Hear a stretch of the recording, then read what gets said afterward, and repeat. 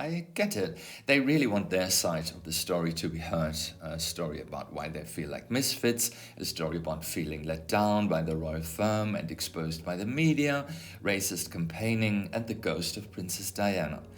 There are those who despise them as spoiled brats who are playing the victim card and dragging the royal family into the mud like dogs with a bone, relentless. Come on, they are super rich and privileged. Why this incessant moaning? Can't they let it go? Well, apparently not. Others sympathize. Adding Meghan to the royal family should have been an injection of modernity and courage. But boy, did this go wrong on so many levels, and they are still hurting. Whether pushing the boundaries even further is the right cure remains to be seen. Let's shed astrological light on their charts and find out what makes them feel like misfits and at the same time such a power couple. Let's kick off with Harry. I will focus on 4 areas in his chart. The 8th house, opening Pandora's box. I will explain what this house holds in store and why Harry is drawn into drama. Saturn at the MC, vocation issues. This placement is an inheritance from his late grandmother, the Queen. I will explain why just being the spare can never be enough for Harry. Moon and Taurus in the 4th house. Diana had her Venus here, so let's talk about the ghost of Diana. T-square, Mercury, Chiron, Uranus. T-squares are very powerful aspect patterns which create ambition and drive. We will shed light on why Harry thinks he has the makings of an activist, a mover and a shaker. Staying at the astrological surface can hardly do Harry's complex personality justice, can it? I mean, come on, Virgo Sun with Capricorn rising and Moon in Taurus. This sounds like someone who is a sucker for traditional values and preservation. Keep cool and carry on, don't rock the boat. Sun in the 8th house, however, drills painful holes into the surface.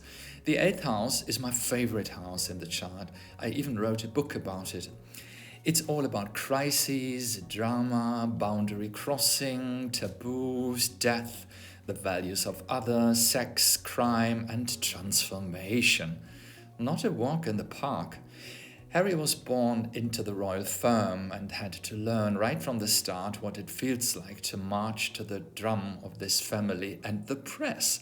The British love and hate their royal family. After all, they pay them with their taxes.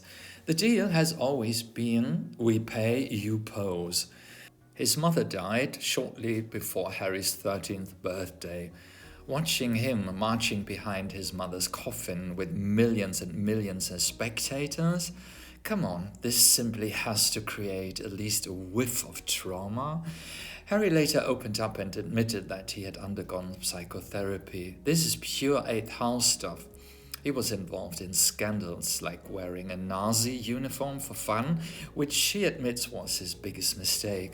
And then he married an American commoner, a divorcee, an actress, and, at first subtly and then not so subtly stressed, someone of, quote, mixed race, unquote. The press was relentless and the couple soon felt let down by everyone. And then finally the announcement that the couple would leave the UK to live in the US and will no longer be functioning members of the royal family. Things got from bad to worse since then, but the Netflix documentary really takes the biscuit. Saturn is not only significant due to its elevated position at the end of the 9th house in conjunction with the MC, it is also Harry's chart ruler. The MC stands for the vocation in our lives and the social status. As a spare for Heir William, he was never destined for greater things. But look who brought himself into the spotlight again. Saturn forms a sextile to Mercury and Virgo in the 8th house. Again, the 8th house. His quest in life is confrontation and looking behind the masks. Saturn in Scorpio has a certain capacity for drama and deep emotions, but is, on the other hand, also handicapped by entanglements, a difficult placement. The moon in Taurus in the 4th house is a placement which comes with a longing for family, privacy, and enjoying sensuous pleasures. Diana had her Venus only 5 degrees away in Taurus too. William, 2 years older than Harry, had a more mature relationship with his mother. He was even her confidant at times. Harry never had this chance. He was too young. It's interesting that the brothers made very different choices when it came to their wives. William, more serious and responsible, chose with Catherine, a strong woman who had a happy childhood and who didn't need a hero to protect her. She seems very different to Diana. Harry, on the other hand, chose a wife who, as he himself never tires to say, reminds him very much of his mother. What he probably means is a beautiful, talented woman who comes with a baggage of problems and he can protect her. Because, after all, he was just too young to protect his mother from the press and members of his family. Does this make sense? I think it does perfectly, because both his Saturn and his Moon can see in Meghan the perfect companion. A T-square consists of an opposition and two squares. Mercury in the 8th house, very critical and observant, forms a square with Chiron, which oftentimes comes with a sort of intellectual inferior complex and the need to talk about one's wounds and the wounds of others, trying hard to fix them. The Invictus Games are very important to Harry. He seems to sympathize with those who have been less fortunate in life, very much like Diana. Mercury also forms a square with Uranus, the rebel in the chart. Together with Mars in Sagittarius and in the 11th house of groups and like-minded, he very much fancies himself an activist. Now, let's skip to Meghan. I'm going to shed light on the following placements in her chart. The difficult Moon-Jupiter-Saturn conjunction in Libra in the 3rd house, which is a typical diplomatic piggy in the middle issue. Mars in Cancer in the 12th house, a placement which Mars doesn't really like because he can't really bang his fist on the table here and has to resort to more indirect measures to assert himself. Uranus conjunction Lilith in opposition with Chiron. This is an intricate astrological challenge dealing with wounded femininity. Meghan has Cancer rising with the Sun in Leo. The Sun in Leo is very strong in the 1st house and forms a trine to the MC. Her Leo side comes out when she has her moments in the spotlight, but the Cancer ascendant is very easily hurt and cautious, which is a bit of a contradiction in itself. She wants the spotlight, but she doesn't want to get hurt either. Now, the Moon is her chart ruler and is, on the first glance, placed in a rather jolly place.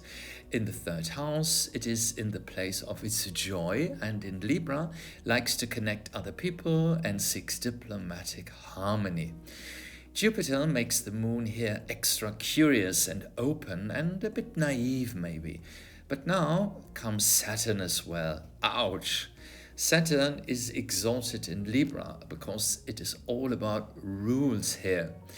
But Saturn at the Moon stands for self-worth issues and a relationship with a mother which is serious, to say the least. Meghan's mum didn't have a great life, but tried to give Meghan a happy childhood. Saturn is also at loggerheads with Jupiter because the two planets represent contradictory principles in life. Easy versus serious, rich versus poor, abundance versus scarcity, optimism versus realism. The two planets might find common ground by balancing each other out. A good organizer, a trustworthy step-by-step approach at solving problems, all very level-headed stuff. But wait a minute, how does the sensitive touchy-touchy Moon feel about it? It has to be sensible and pull itself together, which can be hard. Perhaps that's why people can't really warm up to her. They simply can't make her out. Is she strong or weak? Self-confident or a weeping willow? Mars in Cancer is sentimental and very emotional. The tears come easily here. In the 12th house, Mars can't really feel his agile and aggressive side, but can feel lost. Mars in a woman's chart also stands for the men in her life. The 12th house can be a romantic hideaway, the wish to disappear behind the scenes. But with the sun in the first house, the native wants to assert herself.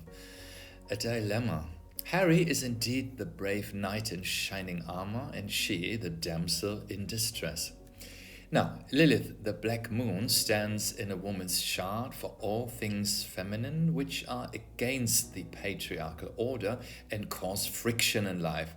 In Scorpio, it's about power struggles. Uranus, the rebel planet, sits at Lilith and whips her into a frenzy. Come on, don't take this sitting down. She is, just like Harry, a sort of a misfit. Her social background has been scrutinized, her profession is frowned upon, and her, quote, mixed race, unquote, has made her fragile oftentimes. In the fifth house of children and artistic expression, these are areas where she really has to fight. Her career as actor didn't take off for a long time because no one knew how to cast her. As a black woman or a white woman? This sounds absurd, but apparently this is how the cookie crumbles. Her children are, quote, mixed race, unquote, as well, and might not face an easy life with such famous and scandalous parents. Now, Lilith and Uranus are in opposition with Chiron, the wounded healer in the chart. Her sharpest weapon is her vulnerability, and at the same time, this is what many people just won't buy. She's just playing the victim. After all, she stole the sympathetic prince away and deprived him of his family and country. Looking at their synastry, what really jumps out for me are three major issues. Her Chiron sits at his moon. He, moon, feels for her wound, Chiron, and at the same time, he seeks healing, Chiron, from her. Perhaps by him taking care of her, the ghost of Diana is put at ease. Her Mars sits at his descendant. Now, this is what many people see from the outside. She, Mars, sets him up against his country and family. On the other hand, she might have ignited Mars, his masculinity, and given him a goal in life to fight for. That the two of them isolate themselves more and more and just stir the pot until it boils over doesn't seem to trouble them. Her Neptune sits at his Mars and forms a square to his Sun.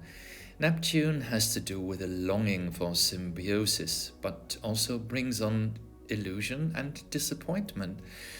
So, can this really head off to a happy ending? Let's just say it will have to be at least bittersweet.